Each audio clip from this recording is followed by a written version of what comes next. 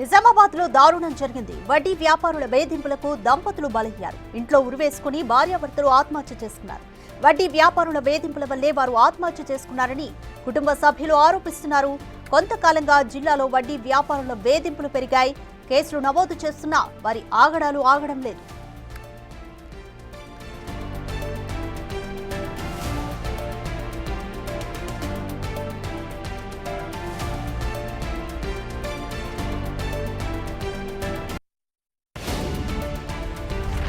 More details మా ప్రతినిధి రాజేష్ అందిస్తారు. రాజేష్, నిజామాబాద్ లో భార్యాభర్తలు ఇద్దరు కూడా వడ్డీ వ్యాపారుల వేధింపుల వల్లే బలయ్యారు, ఆత్మహత్య చేసుకున్నారని తెలుస్తుంది. కుటుంబ సభ్యులు ఏమంటున్నారు?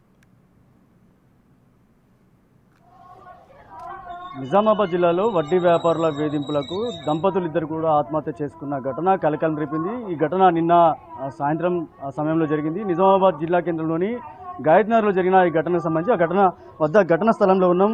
ఇదే ఇంట్లో మనం చూపిస్తున్న ఇల్లు ఏదైతుందో ఇదే ఇంట్లో ఘటన జరిగింది. ఘటనకు సంబంధించి ఏదైతే నిన్న సాయంత్రం సమయంలో ఇద్దరు దంపతులు ఎవరైతే ఉన్నారో శ్రీనివాస్ మమత ఇద్దరు కూడా ఇదే ఇంట్లో చాలా రోజులుగా నివాసం ఉంటున్నారు. ఇక్కడనే ఉండి గత కొన్ని రోజుల క్రితం కూతురు పెళ్లి కూడా చేశారు. ఈ ఘటనకు సంబంధించి ఒక్కసారిగా కలకలం రేపని చెప్పుకోవచ్చు.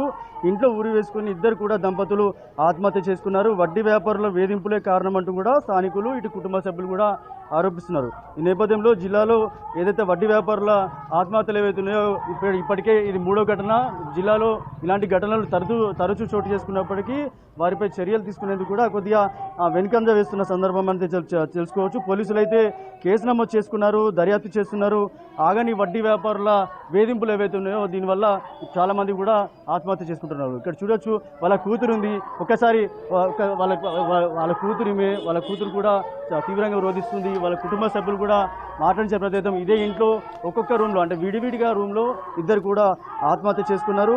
నగరంలోని గాయత్నగర్లో ఈ ఘటన చోటు చేసుకుంది. నిన్న సాయంత్రం పోలీసులు అయితే కేసు నమోదు చేసుకొని దర్యాప్తు చేస్తున్నారు.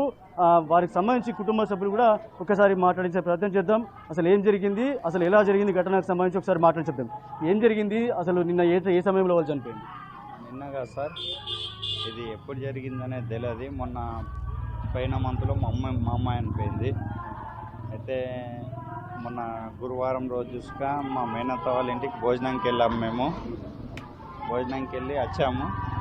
అక్కడ మంచిగా ఉన్నాం, మంచిగా మాట్లాడినాం, చేసినాం. తర్వాత ఎవరింటికి అలా వెళ్ళిపోయినాం. అయితే మా సొంత అన్న బిడ్డనే ఇచ్చాము మా అక్క కొడుకు. మా అన్న కూతురు అన్నయ్య వాళ్ళ ఇంటికనే ఉండే. అయితే నిన్న సాయంత్రం వచ్చి తలుపు కొట్టడం వల్ల తీయకపోతే ఇక్కడ సందు ఉంది బాల్కనీలకించి వెళ్ళి చూసేవారికంటే మా బావ ఆల్రెడీ ఊరి పెట్టుకుండట. నాకు వెంటనే కాల్ చేశారు. కాల్ చేయగానే నేను వెంటనే వచ్చి దర్వాజా పగలగొట్టాను. పగలగొట్టి చూసేవారికంటే ఇక్కడ బెడ్రూమ్లో బావ ఉన్నాడు, ఇక్కడ బెడ్రూమ్లో అక్క ఉన్నారు. ఇది ఎందుకు జరిగింది అంటే వీళ్ళకు ఒకళ్ళ దగ్గర డబ్బులు తీసుకున్నారు. వీళ్ళు వాడు అంటే ఇప్పుడు టైం పెట్టిర్రట, టైంకి కట్టలేకపోయారు. వాడు ఒక 3-4 పంపించి బాగా టార్చర్ పెట్టాడట. అందుకోసమనే వీళ్ళు ఇంకా వీళ్ళే కాదు, ఇంకొక 2-3 ఉన్నారు. పేర్లు వాళ్ళకి నాకు తెలియదు. అన్న చూడొచ్చు, ఇంకా ఏదైతే వాళ్ళ కుటుంబ సభ్యులు ఒకసారి ఉన్నారు, మాట్లాడించే ప్రయత్నం చేద్దాం. ఏం జరిగింది, నీకేమైతాడు ఆయన చనిపోయినా? బాగా వచ్చింది. ఎట్లా జరిగింది అంటే ఏం జరిగింది, ఏం వేధించారు? ఏం జరిగింది తెలియదు. మా అమ్మాయి మా ఇంటికాడ ఉంది. వాళ్ళు మొన్న రాత్రి ఫోన్ చేస్తున్నాం, కలుస్తలేదు, లేపుతలేదు. నిన్న 5 గంటలకు మా కొడుకు మా బిడ్డని ఎక్కించుకొని వచ్చి చూసారు.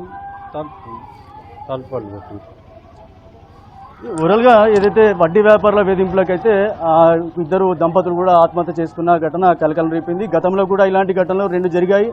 గతంలో వడ్డీ వ్యాపారుల వేధింపులకి ఒక కుటుంబం బలైంది. గతంలో మరో కుటుంబం కూడా నాల్కల్ రోడ్లో ఇదే ఘటనకు సంబంధించి పక్క వీధిలో జరిగింది. ఇప్పుడు గాయత్నగర్లో జరిగిన ఘటనకు సంబంధించి కుటుంబ సభ్యులు కూడా తీవ్ర ఆవేదన వ్యక్తం చేస్తున్నారు, న్యాయం చేయాలని కోరుతున్నారు. వడ్డీ వ్యాపారుల వేధింపులు ఎక్కువైన నేపథ్యంలో వాళ్ళు గడువు పెట్టారు. ఆ గడువు లోపల డబ్బులు కట్టకపోతే ఇంటికి వచ్చి దౌర్జన్యం చేసిన కోణంలో వీరంతా కూడా ఆవేదనతో ఇద్దరు దంపతులు ఆత్మహత్య చేసుకున్న ఘటన చోటు చేసింది. ప్రస్తుతం అయితే పోలీసులు అయితే కేసు నమోదు చేసుకుని దర్యాప్తు చేస్తున్నారు.